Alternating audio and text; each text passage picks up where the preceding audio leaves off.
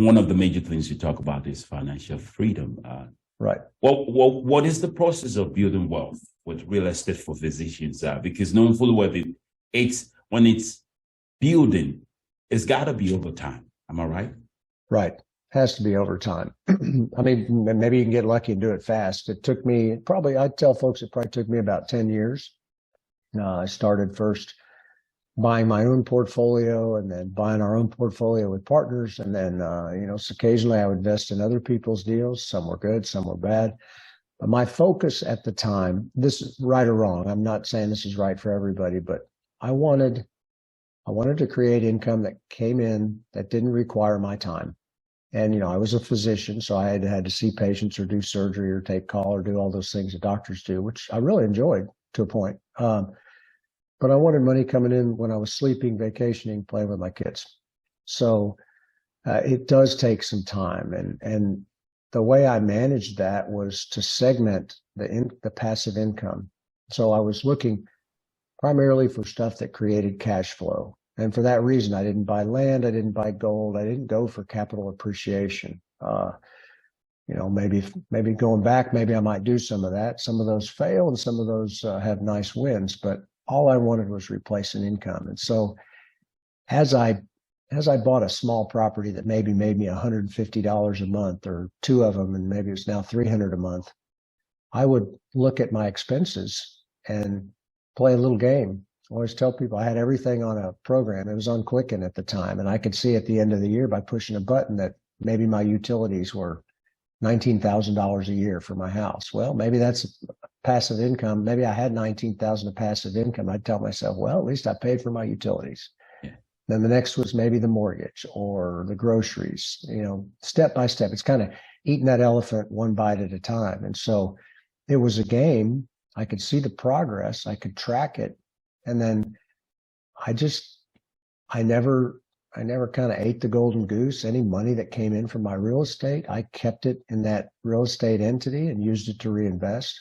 And all over time, if you've got passive income coming in, it's, $150 is not going to change the life of a doctor or of almost a lot of people. But it comes in every month, no matter what you do. And it does grow over time with inflation. And then you build up enough and more money from your job or however you make money actively, and you add that to your investment pool, and soon your money starts having babies, I call it. Your money starts making money. And eventually, instead of putting in one amount of money, your investments have made that same amount. Now you've got twice the amount of money to invest in something larger or two properties. And so it sort of grows geometrically. And that's what happened. If you look at an exponential chart, the federal deficit's an easy one. Think of that chart, right? It goes right up to the sky. Well, that's kind of how the real estate passive income went. It just percolated along kind of at a very slow increase. It didn't look like I was doing much. And then over time, everything just multiplied and that slope went up. And one day I realized I looked at that Quicken thing and I had enough passive income coming in from my investments that was as much as my living expenses. So it was a good feeling. Awesome. So it's small beginnings that adds up, that compounds. Compounding is magic. Compounding is truly magic. Yes. Awesome. So when we talk about tax shelters, what kind of tax shelter strategies do physicians have in real estate investments that you could say, you've that I've used? Yeah, I remember back in the day, I used to tell people I'd run through the house showing my wife a K1 and how much money I'd lost, and she didn't quite understand it. But that's certainly one way. The depreciation and the expense write-offs that you get in real estate are very generous. That's because the government wants us to build or buy real estate. They need housing, they need warehouses, they need storage, they need hotels, and so they encourage, as my CPA says, tax laws are simply incentives to encourage people to do what the government wants, and they like real estate. So a lot of tax benefits. That offset the income that I made from real estate. And there's a difference, if you're a W-2 employee as a physician or, getting your money as ordinary income, that those write-offs won't necessarily write down the W-2 income, but you're still making cash flow. So that cash flow comes in at a very low tax basis, and your aggregate tax rate starts to decline.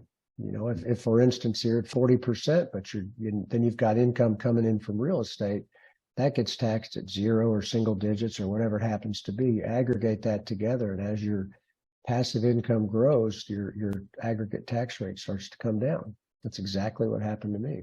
So, you know, I encourage any professional or W-2 person to do what they can to try to increase their passive or portfolio income, which can be written off with depreciation. Certainly over time, professionals, the real estate professionals, are a real thing. If you can truly prove that you're spending that you or your spouse is spending most of their time managing real estate, then the both of you are able to write off depreciation against W-2 income. So that's a very nice tax benefit, and most doctors do know about that. But that's a really good one. So if you're married, get your spouse to be a real estate professional. It's us. So Awesome. So that's that's that. And I hire really good tax people. It always seems like I'm paying too much, but then I don't pay taxes, and I realize how much I've saved. So it always works. It always works quite well. But these are not people that just do my taxes at the end of the year. This is somebody I talk to once a month, at least once a quarter. We do planning. If I'm going to buy something, I ask, what's the best way to buy it? What kind of write-offs am I going to get? What's going to happen when I sell it? How do I avoid the recapture? Things like that. You talk to your tax expert, and my guy's really good, and so we do what we can to try to nicely, legally offset those taxes the way the government wants us to. So